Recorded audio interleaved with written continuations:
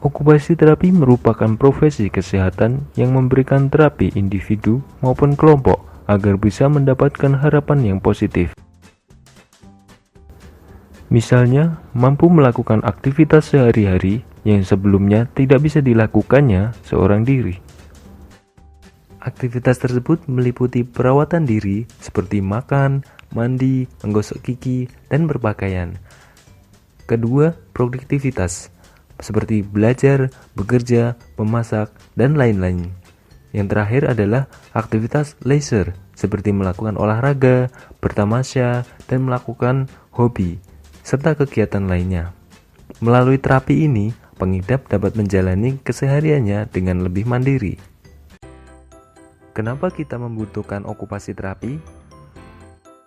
Seperti yang sudah dijelaskan sebelumnya, okupasi terapi dibutuhkan karena orang yang mengidap kondisi tertentu memiliki kesulitan dalam menjalani kegiatan sehari-hari.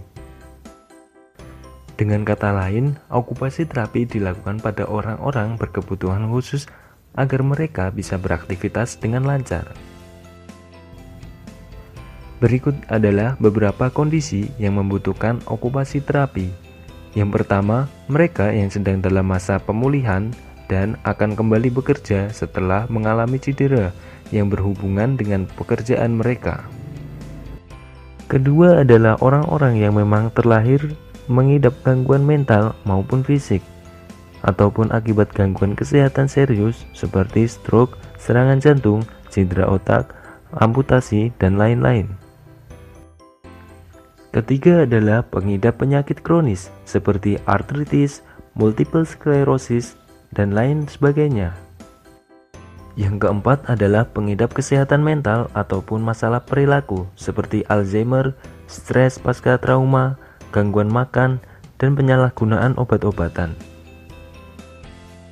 Terakhir adalah kondisi anak-anak yang memiliki gangguan belajar serta mengalami perkembangan yang tidak normal. Misalnya kondisi ADHD, Down syndrome, autis, dan gangguan perkembangan lainnya. Kapan okupasi terapi harus dilakukan? Terapi okupasi bisa dilakukan ketika orang-orang yang memiliki kondisi kesehatan seperti yang disebutkan sebelumnya dan yang mengalami penurunan kemampuan dalam beraktivitas sehari-hari. Terapi okupasi harus dilakukan secara rutin untuk hasil yang maksimal. Umumnya, terapi okupasi ini dilakukan 3 kali dalam seminggu.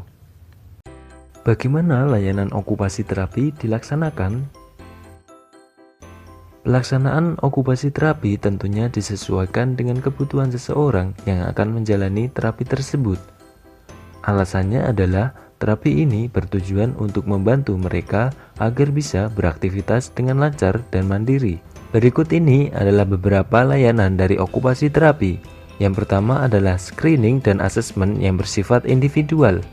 Dalam layanan ini, pasien, keluarga pasien, dan okupasi terapis bersama-sama menentukan tujuan jangka pendek dan tujuan jangka panjang yang ingin dicapai. Yang kedua adalah rancangan intervensi. Rancangan intervensi ini biasanya melibatkan terapis dan pasien, karena okupasi terapis menggunakan pendekatan client center dalam intervensinya. Misalnya, intervensi yang disusun khusus dengan tujuan meningkatkan kemampuan orang yang menjalani terapi ini. Peningkatan kemampuan ini diperlukan guna membantu pasien melakukan kegiatan sehari-hari. Yang ketiga adalah evaluasi. Evaluasi dilakukan untuk memastikan bahwa terapi yang sudah dijalani telah sesuai dengan tujuan. Evaluasi ini juga diperlukan agar okupasi terapis dapat membuat rencana lainnya yang bisa dilakukan agar tujuan ataupun hasil terapi bisa menjadi lebih baik lagi. Di mana okupasi terapi bisa dilaksanakan? Okupasi terapi tidak harus dilakukan di rumah sakit, sebab terapi ini bisa dilakukan di rumah ataupun di lingkungan yang diinginkan mereka yang menjalani okupasi terapi. Sebab okupasi terapi bisa mendampingi mereka di tempat yang mereka inginkan, misalnya di tempat kerja, sekolah, ataupun rumah. Meskipun begitu, kebanyakan okupasi terapi memang lebih sering dilaksanakan di rumah sakit.